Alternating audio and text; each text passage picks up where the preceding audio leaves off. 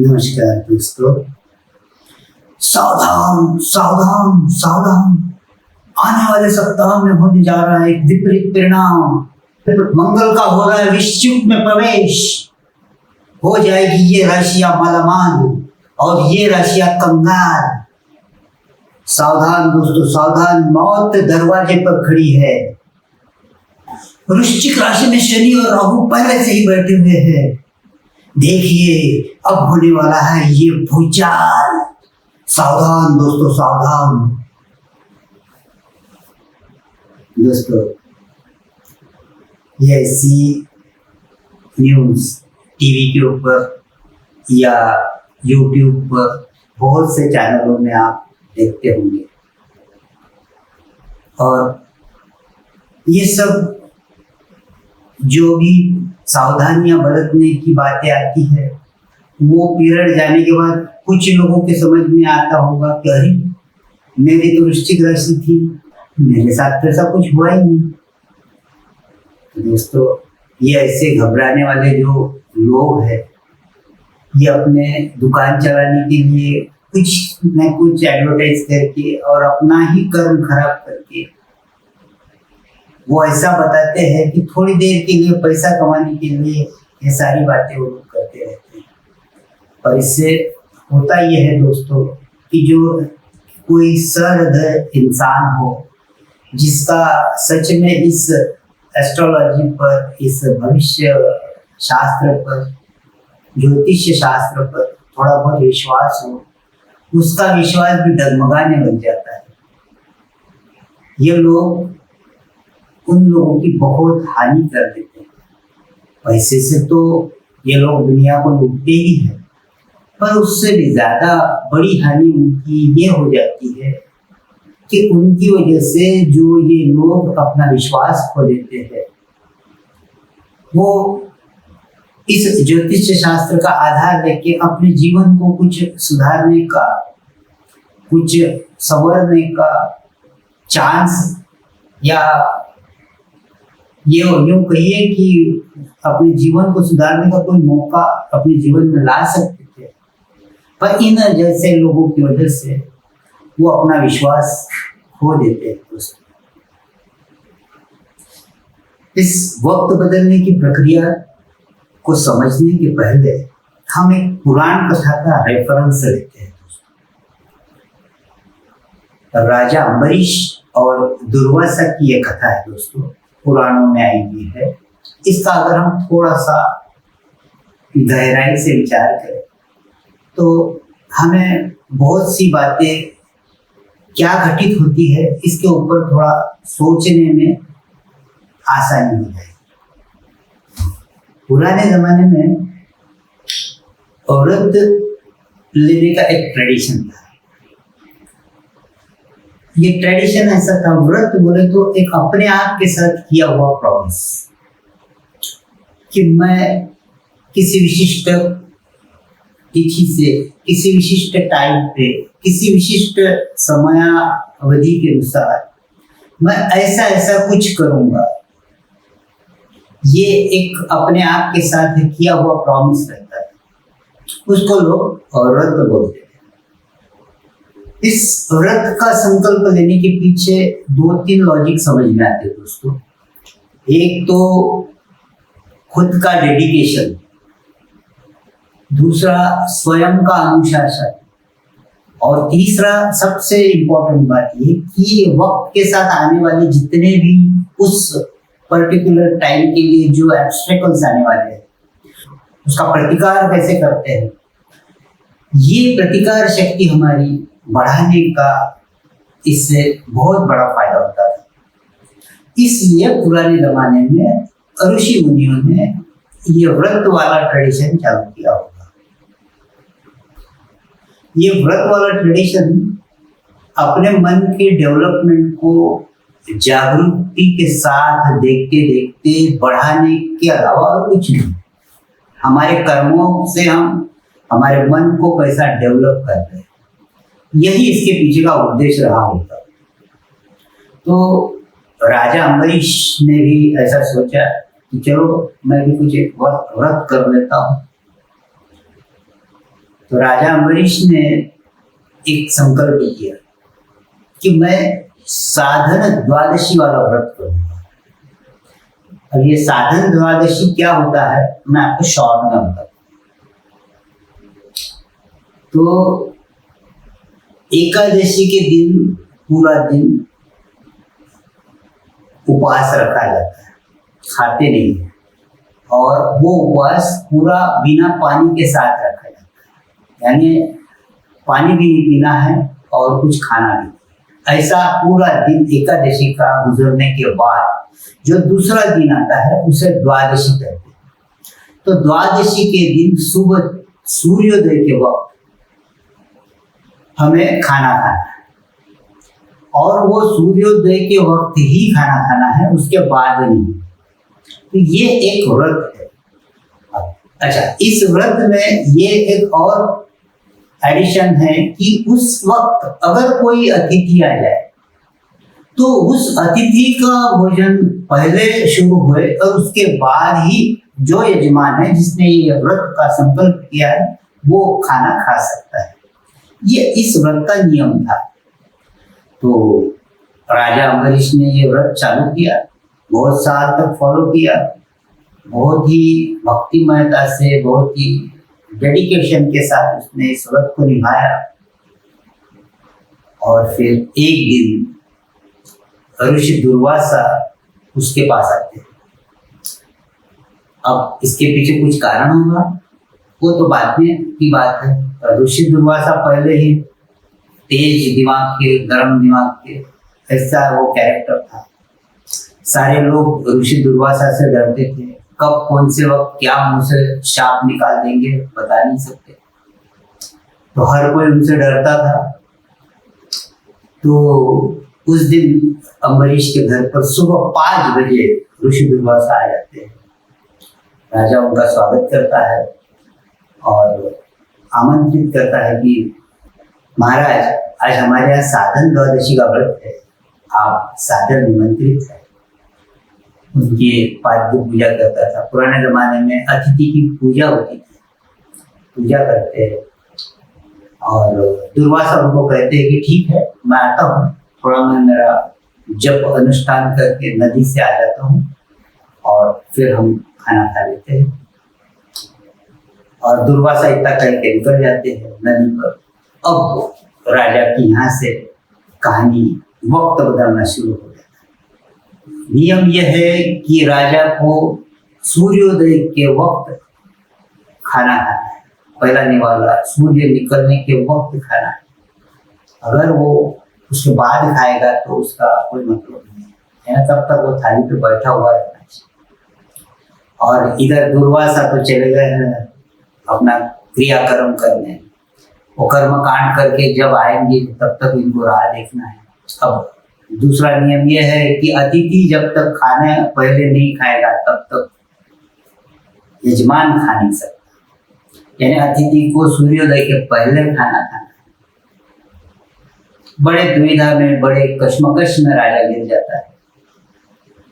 और आखिर में बहुत देर होने के बावजूद भी जब दुर्वासा नहीं आते और वक्त हो गया है, तो राजा ये सोचता है कि चलो पानी पी के मैं इस संकल्प को ये कर लेता हूँ, और फिर जब ऋषि आएंगे तब हम उनके साथ खाना खाएंगे। जैसे ही राजा अंजलि में पानी लेके मुंह को लगाता ही है, उस क्षण बराबर उसी क्षण दुर्वासा दरवाजे पे खड़े, और दरवाजे पे खड़े होकर वो शाप दे देते हैं उसको कि बिना अतिथि के तूने पानी को पिया कैसे, तूने व्रत का नियम भंग कर दिया, इसलिए मैं तुझे शाप देता हूं कि तुझे 84 लाख योनियों में जन्म लेना पड़ेगा, फिर से तेरा मीटर चालू हो जाएगा। राजा अम्बरीश बहुत घबरा जाते हैं। उसको तो वक्त को भी निभाना था, ट्रेडिशन को भी निभाना था, करता तो क्या, नहीं करता तो क्या। वो भगवान को प्रार्थना करते हैं और भगवान विष्णु प्रकट होते हैं। कहानी आगे ऐसी है कि भगवान विष्णु उस शाप को दुर्वासा से अपने ऊपर मांगते, कि मैं मेरे भक्त को बचाना चाहता हूँ, उसमें कोई गलती नहीं है, आप ये शाप मुझे दे दीजिए, इसका शाप मैं भोग लूंगा, इसे आप शाप मुक्त कर दीजिए। दुर्वासा भी शिव जी के अवतार थे, उन्होंने भी ये सब जो भी ड्रामा किया वो सब कुछ सोच समझ कर ही किया होगा। कहानी आगे ऐसी है कि विष्णु जी ने इस धरातल पर आकर लोगों का उद्धार करना चाहिए, ये पॉजिटिव थॉट दुर्वासा के मन में आया और इसके लिए कोई कारण बने, इसलिए दुर्वासा ने ये ड्रामा रखा। और उन्हें पता था कि अम्बरीश को बचाने के लिए भगवान जरूर आएंगे, क्योंकि वो उनका बहुत ही बड़ा भक्त है। कहानी ऐसी आगे भगवान विष्णु दशावतार में और बाकी छोटे अवतार ऐसे लेते रहते हैं। इस कहानी में समझने वाली कुछ 2-3 बातें ये है दोस्तों कि कर्म तुम कितना भी अच्छा करने जाओ, जैसा ही गोचर चालू हो जाता है, ग्रह तारे अपने अपने सारे अच्छे बुरे जो भी इम्पल्सेस हम उनसे ले लेते हैं और बाहर रिफ्लेक्ट करते हैं हमारे बुद्धि के अनुसार, वैसे वैसे हमारे कर्म करने के लिए हम मजबूर हो जाते, बाध्य हो जाते। उस वक्त उस क्षण जो भी इम्पल्सेस ग्रहों से राजा अम्बरीश पर पड़ रहे होंगे, उस इम्पल्सेस से की वजह से वो निर्णय लेने में सक्षम नहीं रहा, उसके पास कोई रास्ता ही नहीं छोड़ा, वो सब तरह से चेकमेट हो जाता है। तो ये क्यों हुआ? क्या कर सकता था वो? उसके पास क्या ऑप्शन था?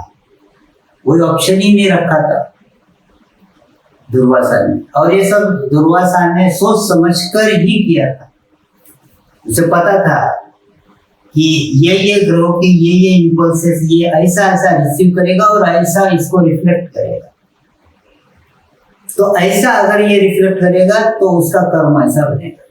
ये दुर्वासा को पहले से गणित पता था और इसीलिए उसने ये सब ड्रामा रचा।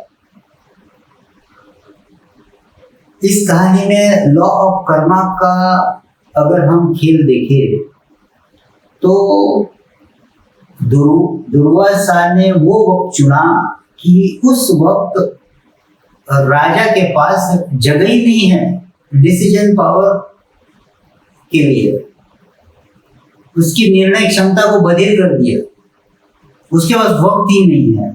अगर उसके पास वक्त होता तो शायद वो बहुत सारी बातें कर लेता, पर उसका जो संकल्प था कि साधारण द्वादशिका की घटिका यानी जिस वक्त सूर्य का उदय हो रहा है उस वक्त खाना खाना है, और उस क्षण तक अतिथि बिना खाना खाए अगर वो पानी भी पी रहा है तो वो व्रत का अपमान है, व्रत का टूटना हो गया। और जैसे व्रत टूटा वैसे ही दुर्वासा को एक निमित्त बन गया, एक कारण बन गया, कार्य कारण भाव बन गया। कर्म किसने बनाया? कर्म राजा अम्बरीश ने ही बनाया। फिर बाद में क्या हुआ? बाद में शाप मिलने के बाद अम्बरीश को क्या करना पड़ा? अम्बरीश ने भगवान विष्णु को लॉर्ड ऑफ द यूनिवर्स के शरण में जाना पड़ा। उन्होंने प्रार्थना कि हे प्रभु, बस अब तू ही बचा सकता है।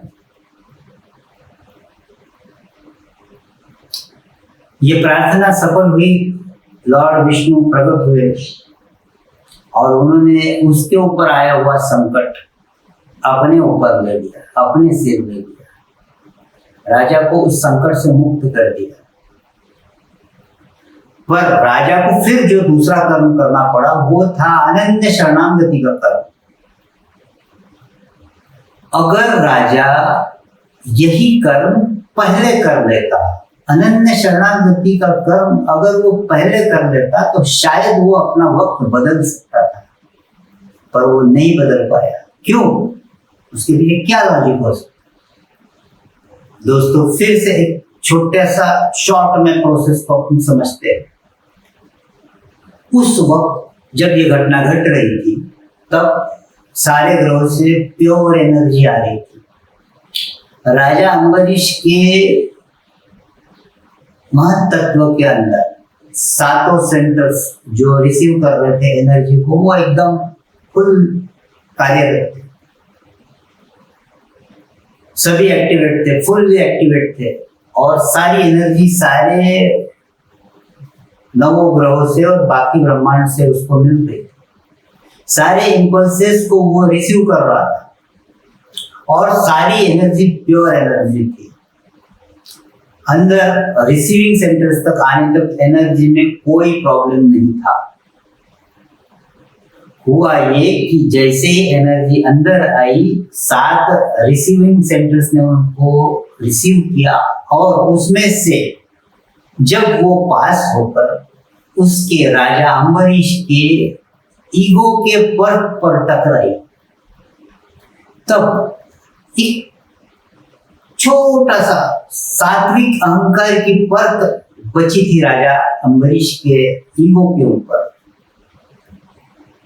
वो जो सात्विक अहंकार था, वो जो खुद मैं ये डिसीजन लेता हूँ, ये जो उसने सोच के पानी पिया, वो जो मैं था उसका, वो जो खुद का सात्विक अहंकार था कि यार इतने सालों से मैं ये करते आया, उसको उस कर्म का अभिमान था, जो व्रत जो संकल्प उसने किया था बहुत अच्छे से, जो उसने निभाया था, वो इतने सालों से निभाते, इतने सालों से करते आ रहे व्रत का एक छोटा सा अहंकार बन गया था राजा के मन में। सात्विक अहंकार था वो कि मैंने ये कर्म किया है, मैं ये कर्म कर रहा हूँ। और उस सात्विक अहंकार की वजह से कुछ इम्पल्सेस रिफ्लेक्ट हो गए, बाहर की तरफ प्रक्षेपित हो गए और वो इम्पल्सेस की वजह से फिर उसके विचार बन गए। वो विचार ये बने कि चलो मैं खाना नहीं खाऊंगा, बस थोड़ा सा पानी पी लूंगा, थोड़ा सा बीच का रास्ता, उसने बीच का जुगाड़ जमा लिया। वो जो जुगाड़ वाली सोच है वो इन रिफ्लेक्शन के इम्पल्सेस से बन गई और उसने सोचा कि दुर्वासा पानी पीने के लिए तो मना नहीं करेंगे, पानी पर मैं उपवास छोड़ रहा हूँ। खाना तो उसने खाया ही नहीं था, खाना तो दुर्वासा के साथ ही खाने वाला था और सारी अच्छी इच्छाएं रखकर ही वो सब कर रहा था, पर अच्छी चीजों का भी एक सात्विक अहंकार उसमें था, इसलिए वो रिफ्लेक्शन हुआ। और जब वो अनन्य शरणागत हुआ उसके बाद, तब वो जो अहंकार की जो परत थी, जो छोटी सी बची हुई, उसका रिफ्लेक्ट होना भी बंद हो गया, क्योंकि संपूर्ण शरणागति बिना अहंकार के हो ही नहीं सकती। और जैसे ही क्षण उसकी संपूर्ण शरणागति में, उसी क्षण लॉर्ड ऑफ द यूनिवर्स भगवान विष्णु प्रकट हो गए। वो होना ही पड़ेगा उसको, क्योंकि अहंकार ही नहीं बचा, तो डायरेक्ट सारे जितने भी इम्पल्सेस है उसके महत्व के अंदर चले गए। अंदर ही तो उसके भगवान थे, वो सिर्फ बाहर आ गए, एक मूर्त रूप में आ गए, बाकी थे तो वो अंदर ही। और फिर उन्होंने इसका शाप अपने ऊपर लिया। तो दोस्तों, अम्बरीश ने अपना वक्त बदल दिया। इस कहानी का सिर्फ इतना ही सार है दोस्तों कि हम अगर जागृति के साथ बिना अहंकार रखे अगर कर्म करते हैं तो हम हमारी किस्मत को, हमारे वक्त को निश्चित तौर पर बदल सकते हैं। ये जो ग्रहों से आए हुए इम्पल्सेस थे, वो रिसीव होने के बाद थोड़ा सा भी अगर हमारे अहम के ऊपर थोड़ी सी भी अगर परत जमी है अहम की, वो अगर पूरा आर पार ट्रांसपेरेंट नहीं है, तो निश्चित कुछ ना कुछ चीजें रिफ्लेक्ट होगी, कुछ ना कुछ संवेग रिफ्लेक्ट होंगे, कुछ ना कुछ इम्पल्सेस रिफ्लेक्ट होंगे, वो इम्पल्सेस, वो संवेग कुछ ना कुछ विचार तैयार करेंगे। वो विचारों की स्टेज पर भी इंसान उसको रोक सकता है। बहुत बार विचारों के स्टेज तक आने के बाद भी हम अपने होने वाले आगे के कर्मों को रोक सकते हैं, पर वहां हमारी जागृति जरूरी है दोस्तों। अगर हमारी जागृति वहां पर नहीं है, हम कहीं उन्माद में, किसी भ्रम में अगर खो चुके हैं अपने आप को, हमारे अहम को, हमारे स्व को, तो फिर तो विचारों के कर्म बनना ही है, और कर्म बन गए तो फिर उसका प्रारब्ध बनना है। तो ये तो कहानी हमेशा कंटिन्यू चलती रहती है। तो आज इतना ही दोस्तों, धन्यवाद।